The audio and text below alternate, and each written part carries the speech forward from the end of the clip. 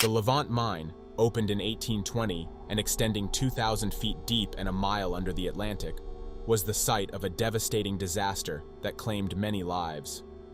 What exactly happened in this eerie, ocean-hidden mine? In the old days, mining was more difficult than the way it is now, where everything was done manually and with speculations instead of calculations. About 100 years ago, the workers in these mines had no access to these futuristic tools. The Levant mine, located at England's furthest southwestern point, was established in the year 1820. This mine was primarily a copper mine, until later when they started finding some traces of tin and arsenic. It was at that point in time that copper and tin started to become very valuable, as they could be used to produce both brass and bronze. At this point, it seemed a very highly profitable venture, as bronze was pretty much famous. You only have an idea of what the miners were able to manufacture from deep down the Levant mine. But for these miners, the working conditions were far from conducive, as they worked under the worst possible conditions anyone could ever imagine. Working in those conditions would be pretty unbearable for literally anyone.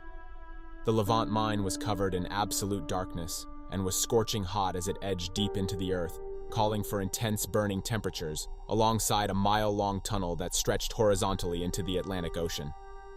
Imagine being at work and having this inner, silent but outrageous fear of the ocean collapsing on the tunnels, causing imminent death. One of the tunnels, named 40 Backs, had a small 40-meter barricade of earth separating the seabed from the mine tunnel. If disaster were to strike, then those below would literally be dead as soon as the water got to them, as the pressure would be super intense and the overflow practically endless. Now this is just one thing to worry about, as the reality of the working environment wasn't even pleasing, as the temperature sometimes got to about 40 degrees Celsius, and even sometimes 100 degrees Fahrenheit. As a result of this, the workers had to carry on with their work while being half naked to prevent them from passing out from heat stroke. The mines were a literal Venus in there, but having to work half naked? Thank goodness the LGBTQ wasn't active then.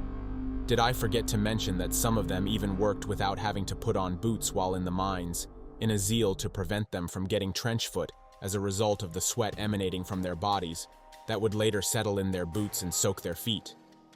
While they did that, remember the entire structure was covered in darkness, unlike now when we have technology that emanates bright and room-illuminating lights. Then the workers would grab a handful of clay on their way into the mines and place it on their heads while attaching a candle on top of the clay, as they couldn't light every single tunnel in the mines. It just wasn't possible.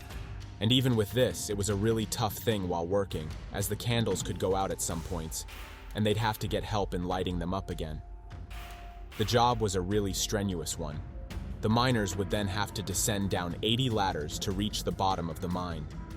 I mean the very bottom. Imagine climbing down for over 60 minutes, almost seeming like a bottomless pit. But then, after they got to the end of the tunnel in an attempt to find more ore, they would use a hand drill to make a hole at least 1 foot deep, and then proceed to fill it with gunpowder, and, yup, attempt to blow it up while clearing that area. After they had already done that, then the strenuous part was about to begin, as the miners would clear the debris from the exploded area, and the remaining work would be done using hand tools as they would continue to excavate the surface to recover the embedded minerals. And then, after that team had passed through the open area, a different team would come to that area to arrange logs and planks to prevent the open area from possibly collapsing on them. On top of it all, they had to transport several tons of rocks to the shaft to be processed daily. While it was a different call of work to ascend up the mine, climbing the 80 different ladders to make it back to the surface, and initially to their respective homes, well, the work continues the next day. Not an easy feat at all. Believe me, the faint of heart really can't keep up with environments like this. Hearing all this, you would go on to classify the Levant mining job as the absolute worst kind of job in all of existence. But even with all of that, the mine still had over 600 employees, as it really helped to alleviate poverty in the town, and there was no special skill required to take this job, with several persons taking it, including women and children. Those ones didn't work inside the mine.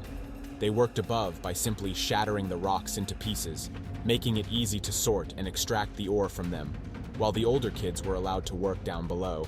This was as a result of the great mass not being able to find work elsewhere. In the midst of all this, the hazard was still present, as some of them fell off some ladders on some occasions, sustaining significant injuries on various parts of the body.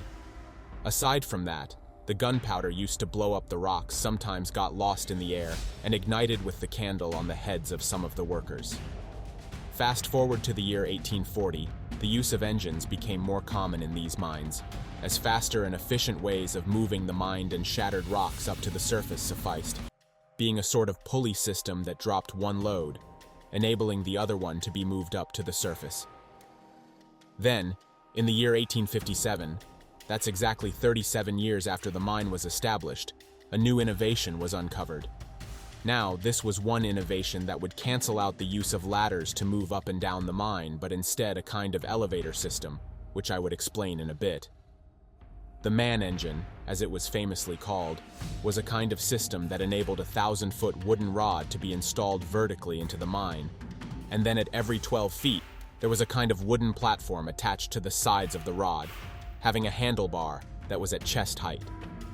Now, in an interesting pulley system, there was an engine above that would lift this wooden rod 12 meters up and then drop it 12 meters down again. Now, there were also wooden platforms attached to the shaft wall, and the ideology was basically that once the engine brought the rod down, while you were on the stationary platform on the shaft wall, you'd hop onto it to be pulled up 12 feet and then move to the stationary platform again, as the system dropped down, while you'd be waiting for the pull-up again. This system was pretty innovative and very helpful, as it reduced the stress of manually climbing up the mine shaft. It was indeed an improvement, and made the workers overjoyed about the man engine, as it helped in reducing heart and lung diseases steadily contracted by the employees. But amidst all that joy, they never did know that this blessing was a death trap in a cocoon, waiting for an unexpected moment to collapse. While the employees were generally happy about their change of method, it was absolutely disturbing that by the time this engine system was being used, the prototypes of an elevator model that was safer and more efficient were beginning to be in place. However, the Levant mine management stuck to their beloved system, year after year after year, and they still continued with that, just managing some little maintenance here and there. Fast forward to disaster day, on the 20th of October in the year 1919. While some of the workers were just recovering from the aftermath of the First World War, the miners had begun packing up and making their way to the top of the mine after closing the day's work. Even before the war, and closer to that time, the staff had severally informed management that the engine was no longer safe, and that even some of the landing pads had eroded, and the creaking sound of the system could be heard every time people got on it. But the management chose to ignore this as they analyzed the cost of repairing again or constructing a new system as a waste of resources. On this fateful day, as most of the men began to pack up and make their way up the mine shaft, they heard a loud bang from above, and everything began falling apart. While they had almost gotten to the top of the shaft, the only thing that these men could hold on to began plummeting down the shaft as the fall 2,000 feet below the surface of the earth began. The only thing that could be heard was the loud rustle of the rod falling and breaking into several pieces as the men on it tried to hold on to something. Mind you, not all of them were preparing to go home. Some of them were still working down below when they spotted and heard the noise from above and tried to find any ledge to protect themselves. More like a rock-avalanche, the collapse of the engine caused a partial cave-in, and at this point, it could be said that at least 1 or 2 persons were already dead. While the workers above knew that something most definitely had gone wrong, but couldn't seem to get what it was, a man among them named John Grenfell volunteered to reach the depths of the shaft to find out what happened, and if it happened to be a disaster, he'd render all the assistance he could, as his father was one of the supervisors in the mining exercise, and he also was missing, so it was evident he was stuck under there too.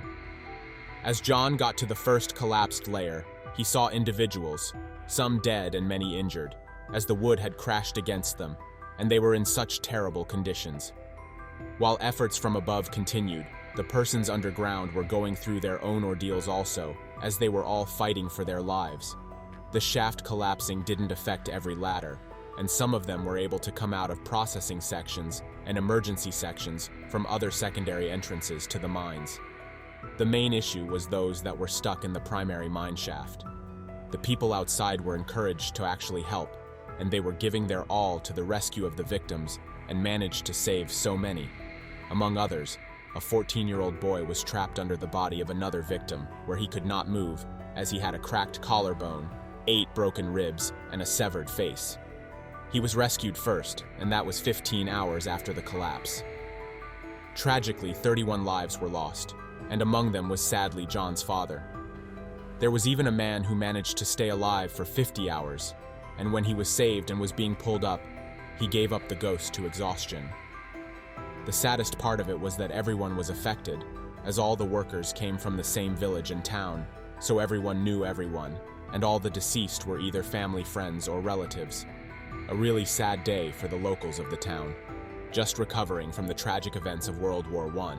To lose your life in just one moment of disaster and ignorance, an earlier maintenance and renovation would most likely have saved the lives of all of them, as the machine would not be worn out that much already.